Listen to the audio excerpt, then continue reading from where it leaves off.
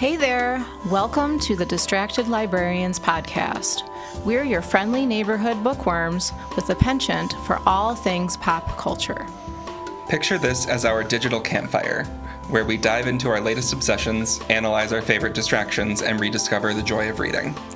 Whether you're a media enthusiast, a book lover, or just need a break from the daily grind, you've come to the right spot.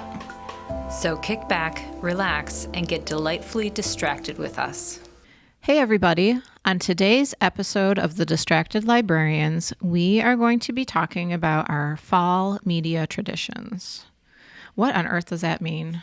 Well, wait, first I should say my name is Nicole. I'm Killian. I'm Drew. All right. What does that mean? What does that mean?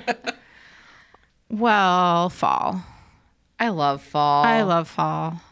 I exist in fall. Really? I don't hate fall, it's just there. Okay, well, what's your favorite season? Not winter.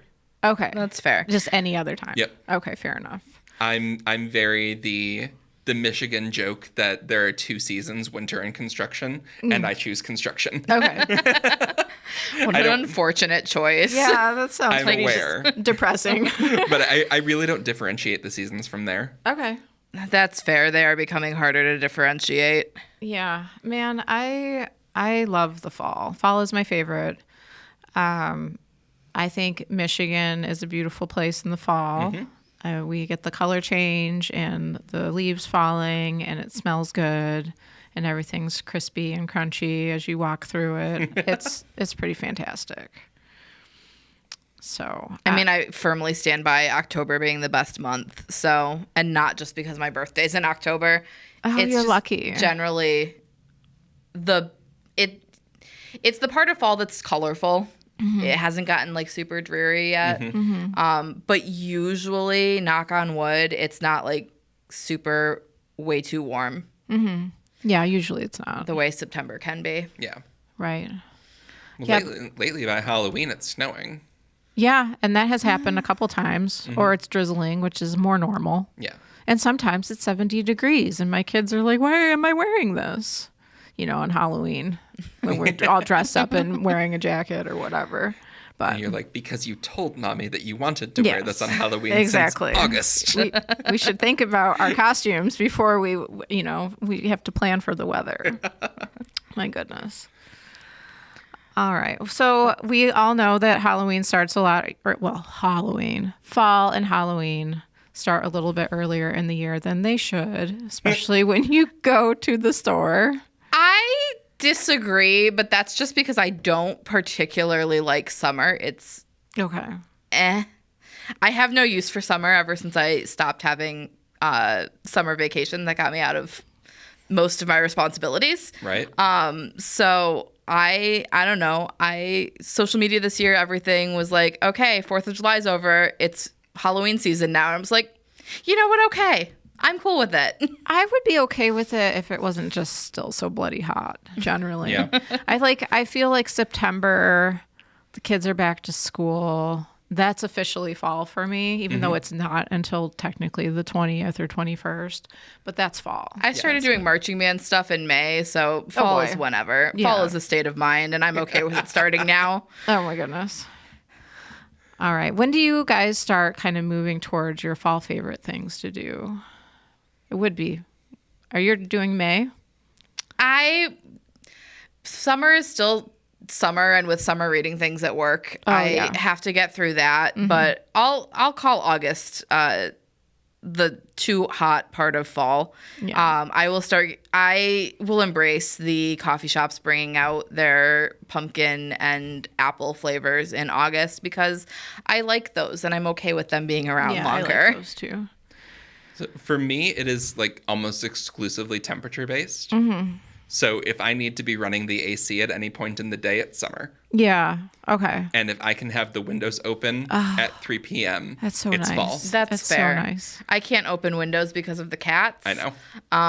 So I simply run the AC until I can turn it off and hope it's going to be okay. But yeah. So technically my house is pretty much what some people would consider decorated for Halloween all year round, but I do bring out some decorations in October that are specifically for that time. Okay. And so, then I'll bring out my little pumpkin things, and the spookier stuff comes out right around then. I also have decor that could be considered Halloween decor out year round. Some skull decor and Oh yeah, I have skulls all over the place. ravens and things like that. So that's just the vibe. And I don't have any of that. No. Oh my goodness. I'm buying you a skull. I also don't have like a front door in that sense. It's an apartment building. Oh, so. okay. Gotcha. Yeah. You just like creep everybody out with Yeah. your weird door. And there are a couple of people in my apartment complex who have like a wreath for every month of the year. I know those and people. will like change the door aesthetic.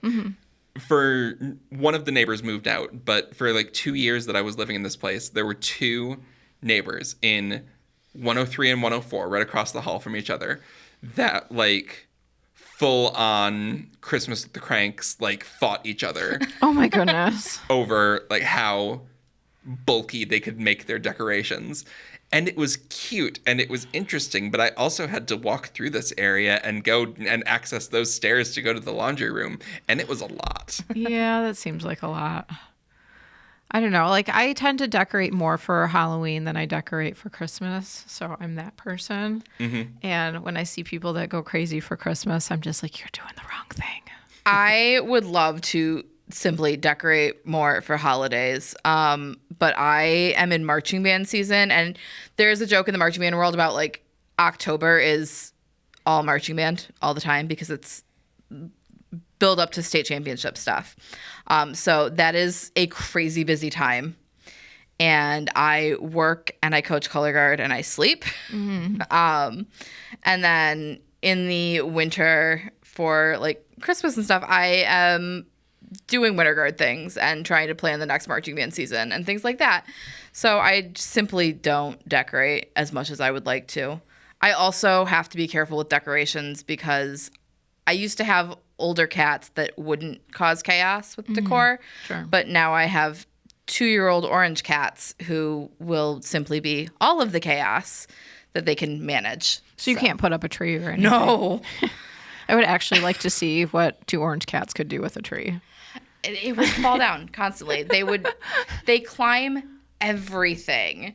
They would try to climb it, and they are not small, so they would simply pull it over. Yeah. Repeatedly. Oh my goodness. All right. So what are some of the books, movies, shows, games, things that we like to do when it gets a little chillier outside? I have very distinct fall vibes in basically all of my everything as I look at my list of things I wrote down, and it is witchy and cozy. And the witchy can get into some horror things and things like that, but it is witchy and it is cozy. And part of that is I think part of it is Halloween, and part of it is just the cozy is so nice when it's getting cooler, and you can then like cozy blankets and candles and fireplace and whatever. There's all of the cozy stereotypes are things that bring me a lot of joy. Yes. And I will simply embrace them. Hoodies. There's almost The always wistful tone. there's almost always a time of year when I'm like, okay, I am finished with this and I really just want to put my hoodie back on. I Or would sweater. love to be able Good to live sweater. in hoodies or cozy sweaters all year round. That is my dream climate, and I don't know that it exists. I think you have to go north somewhere. I think it would get too cold. Well, I don't know. Yeah, it would definitely get too cold for some periods of time, right? And I do tend to exist in hoodies through the winter, whether that is a good life decision on a given day or not. I would die.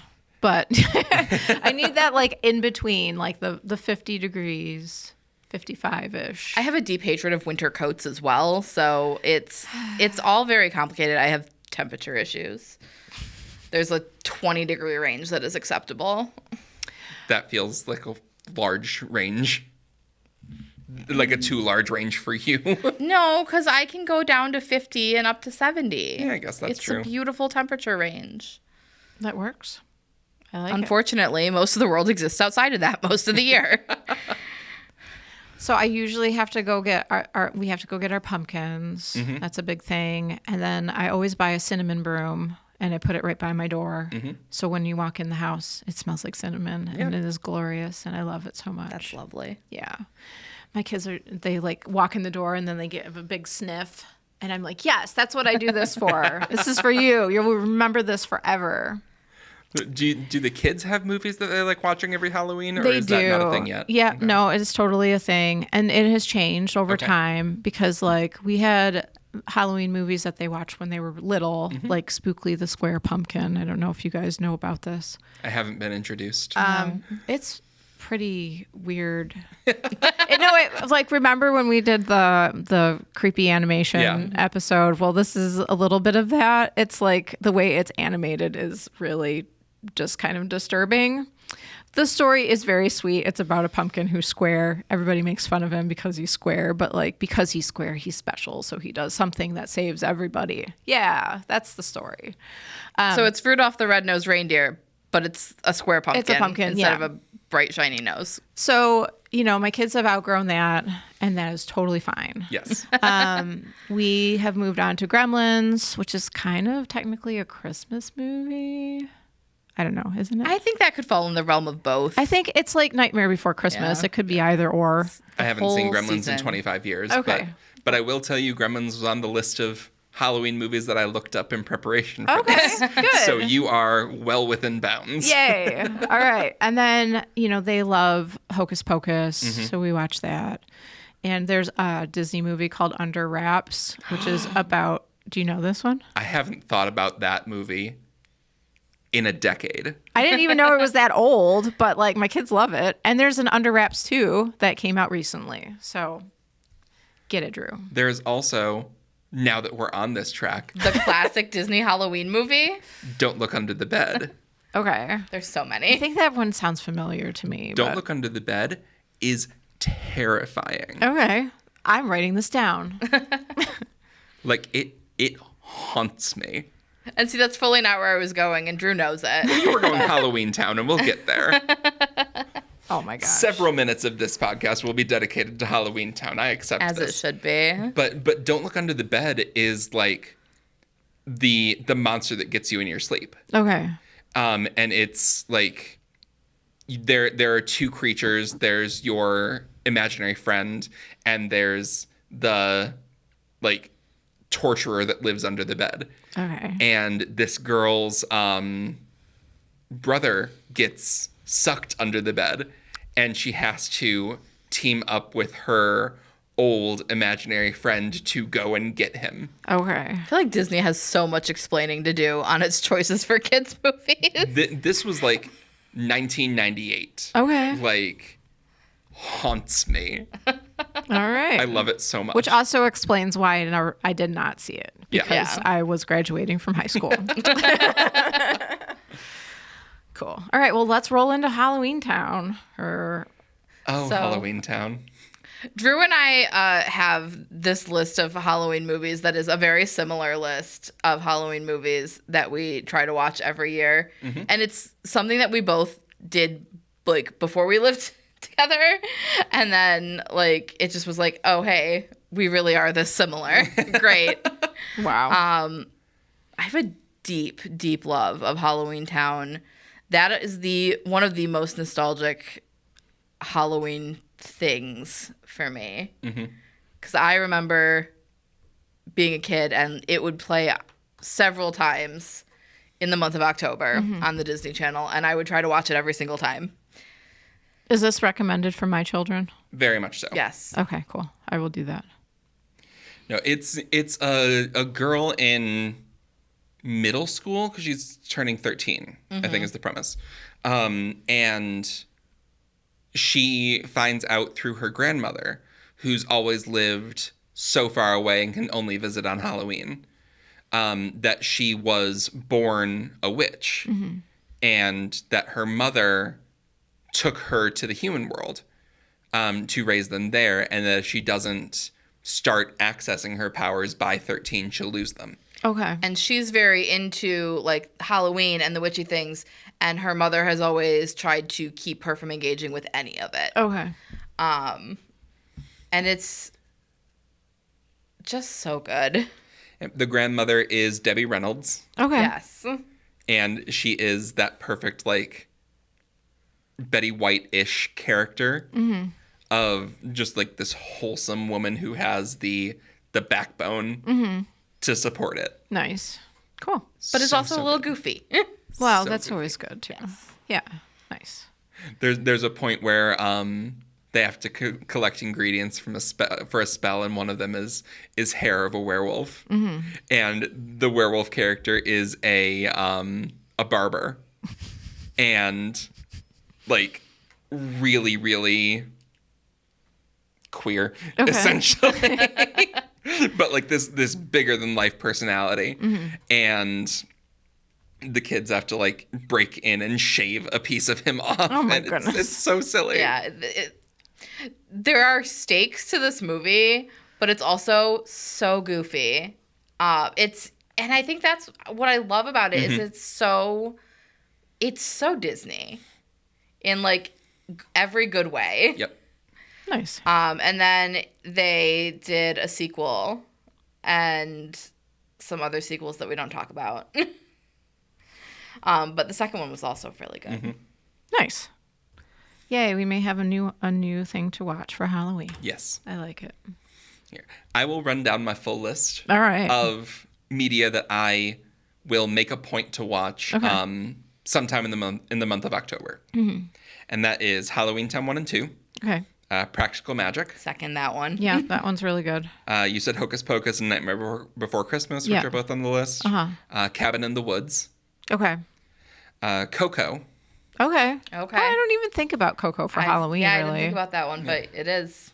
Over the Garden Wall. Okay, yeah, which is really cute. Really, really cute. And all of the Halloween heists in Brooklyn Nine-Nine. Okay. I also watch The Craft every Halloween season. Yeah, good. that's really good.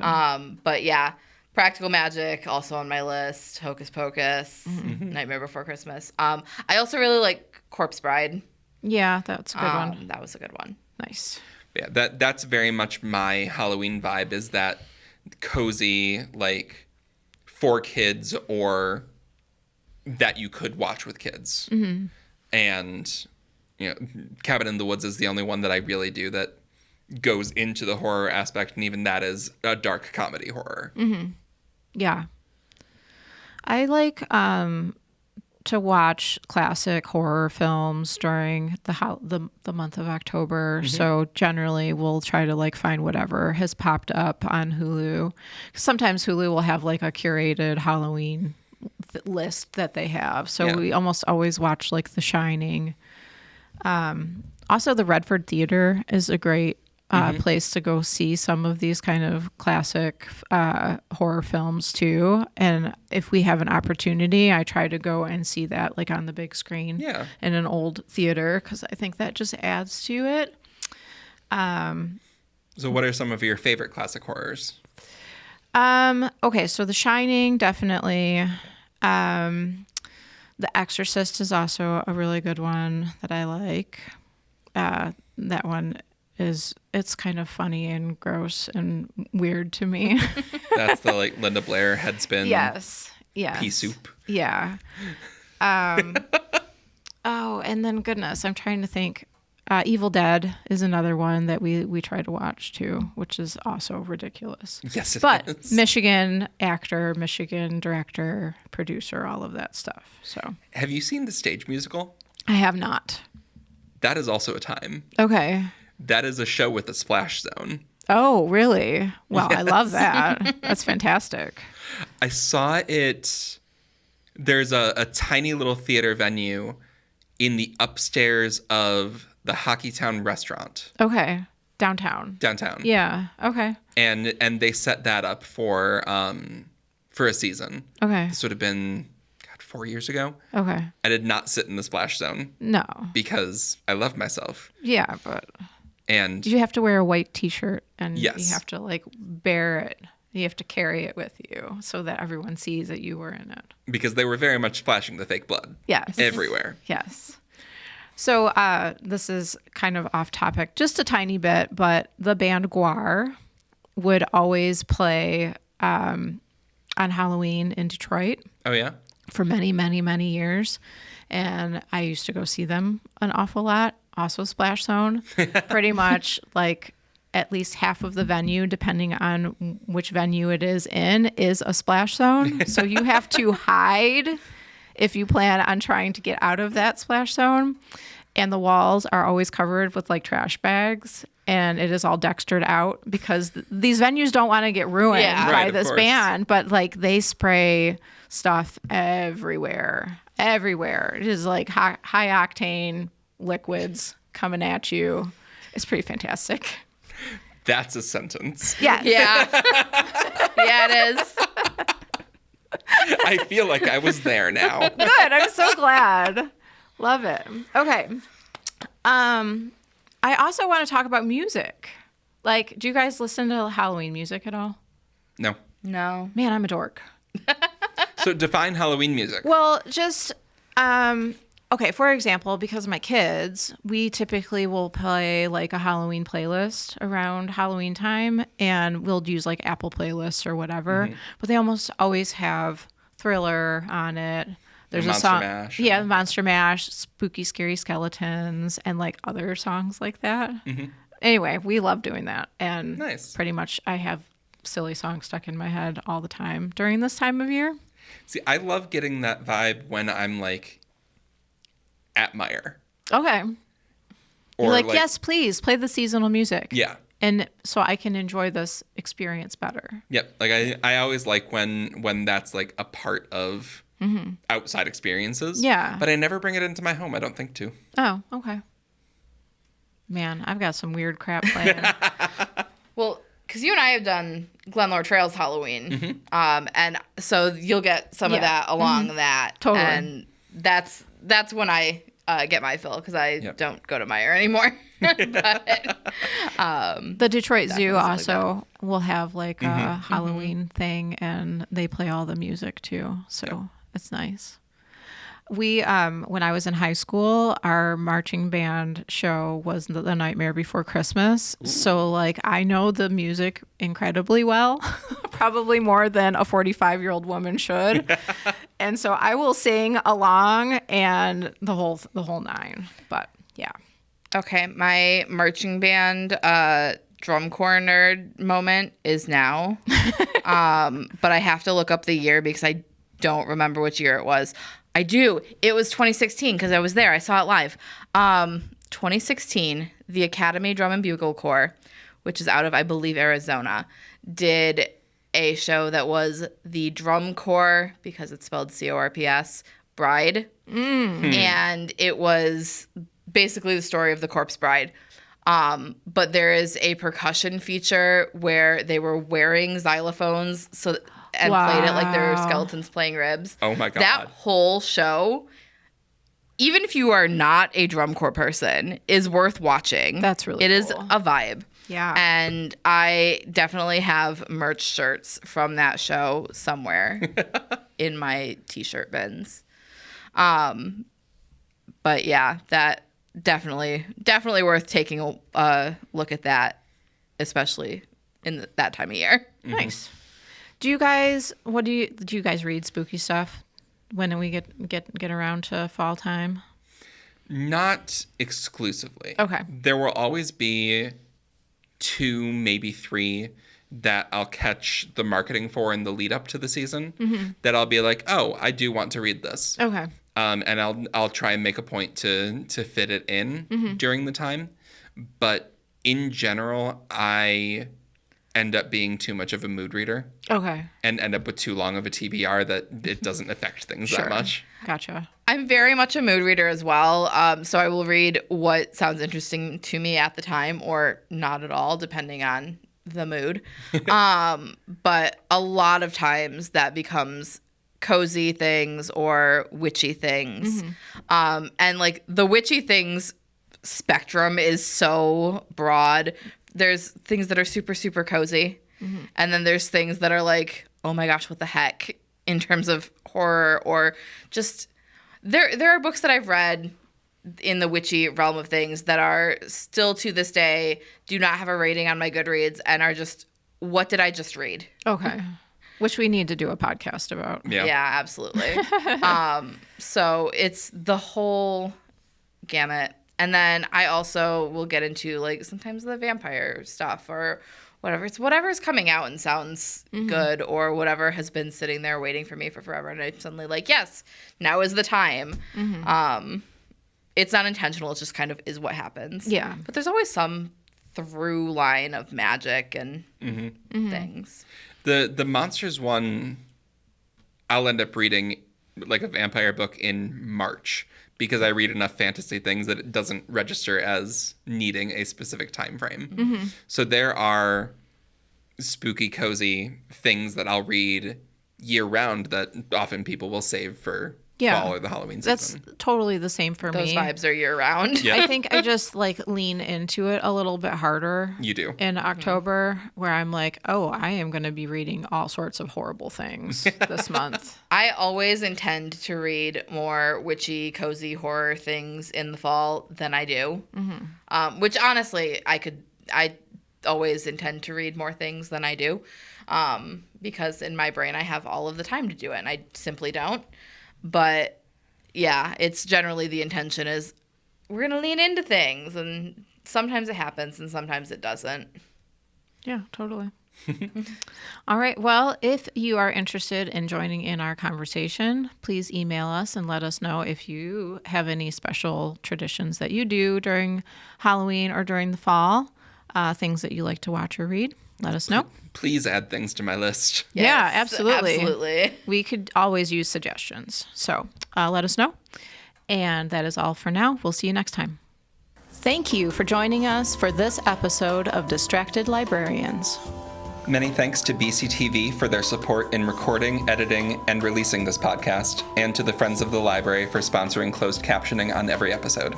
If you have any questions or suggestions, feel free to reach out to us at distracted@btpl.org.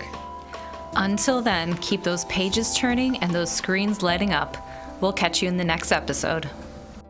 The views and opinions expressed in the Distracted Librarians podcast do not necessarily reflect those of Bloomfield Township, Bloomfield Township Public Library, Bloomfield Community Television, the Birmingham Area Cable Board, or its producers or production staff.